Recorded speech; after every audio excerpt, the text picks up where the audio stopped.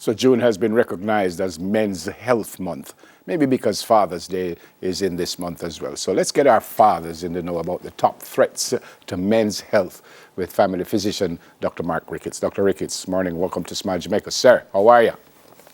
I'm good in that level. How are you doing? Can't complain. Give thanks. Good to see you. All right, so let's start. They said 6 top health threats to men. Let's start with cardiovascular disease, which is the leading men's health threat. I don't know why the producer had me. I jumped through this English thing. Talk to me about that. Let me just start with a quick point, right?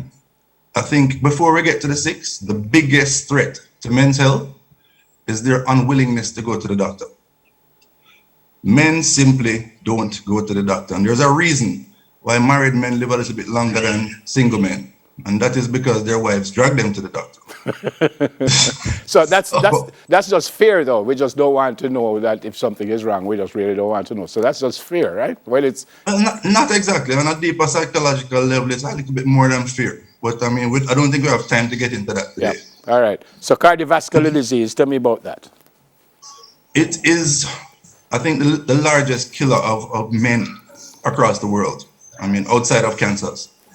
And if you boil your health awareness down to a few things, it comes down to, in 2021, it comes down to mask and ask.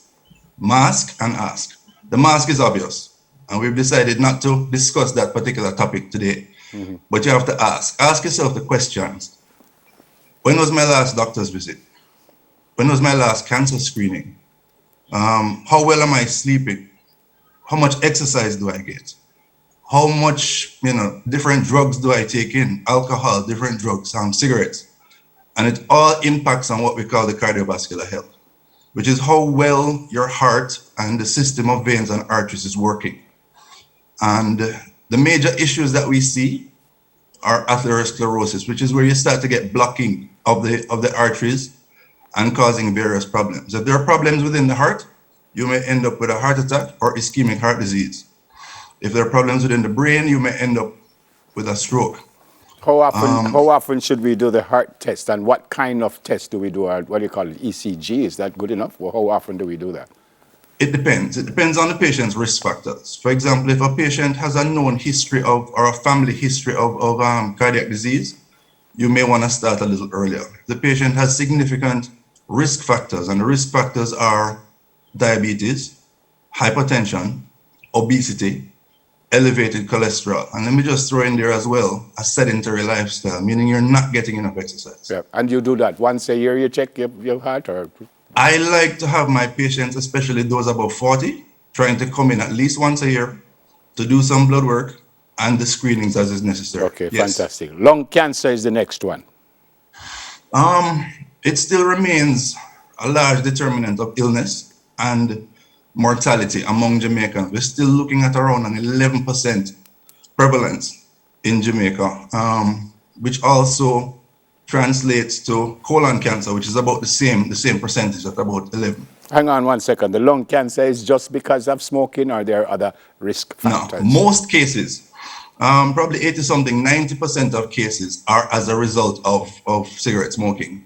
But Okay. there are other things, various genetic issues, exposure to other carcinogenic materials, work-wise, whether you're inhaling, let's say, asbestos or other carbon-based Yeah. chemicals.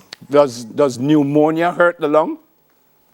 It does. It can leave permanent damage to the lung. And it's become very topical this year Because of and last COVID. year Because because of of the COVID. presence of that. Right. Can you die from pneumonia by itself, or no? Yes, you can. Yes, you can.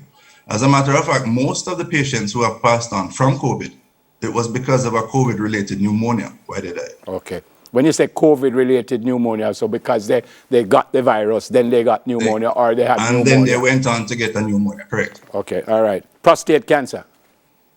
Prostate cancer is the largest and most common cancer among men in Jamaica, What causes right? it? A lot of factors, some of them being genetic. There have been some things that have been, researched, and we believe that, for example, grilled foods may actually play a role, but largely it has to do with your genetics. Grill foods. Real foods, yes, real foods.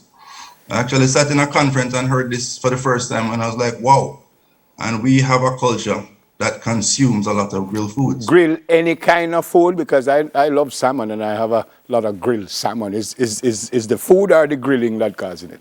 I suspect it's the grilling process. Okay. Especially the way we do stuff like jerk, and there are other things in terms of high fat lifestyles and stuff that actually play a role.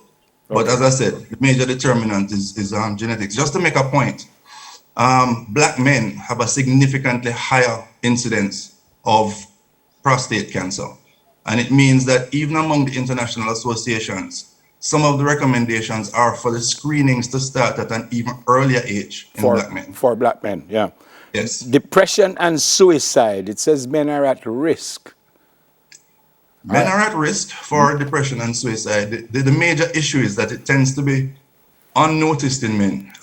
Men tend to present in terms of symptoms a little bit differently. Women tend to be more sad and weepy and that kind of thing. Men tend to more progress towards aggressive type behaviors. So quite often it goes undiagnosed. And as I said, men simply just don't go to the doctor. Yeah.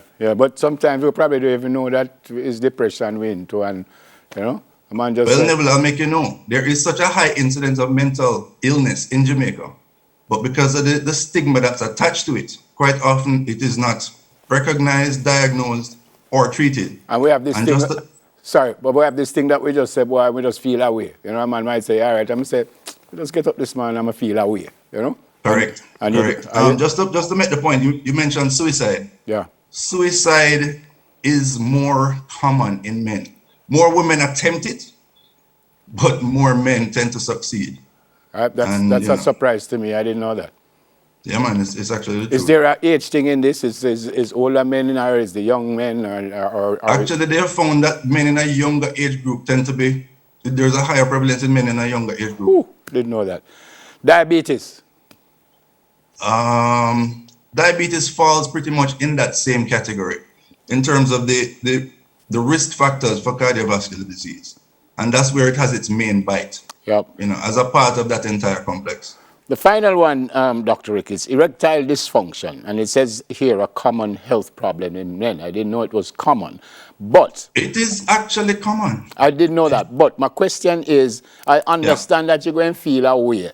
But that in itself not going like hurt you physically and will kill you, or because of that you go other places and you get hurt. In other words, because of that I get depressed and stuff like that, which is what I mean. Just to point back to the whole business of depression, right? Yeah.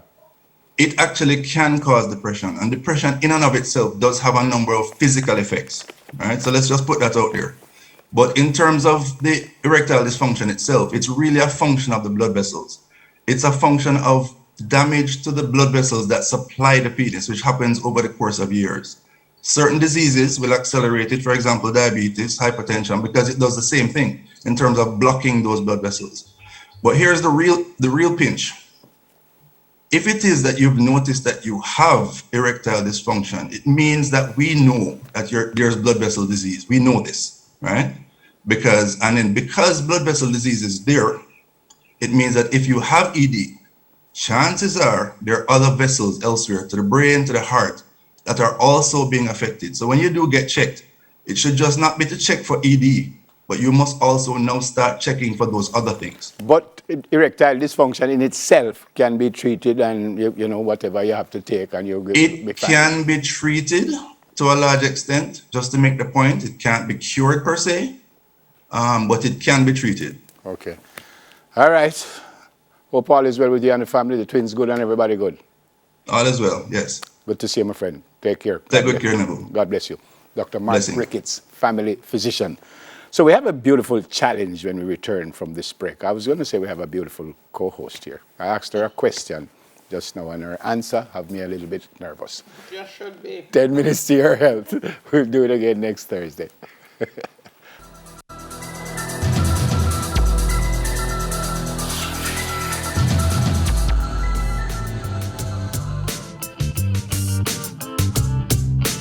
Yeah.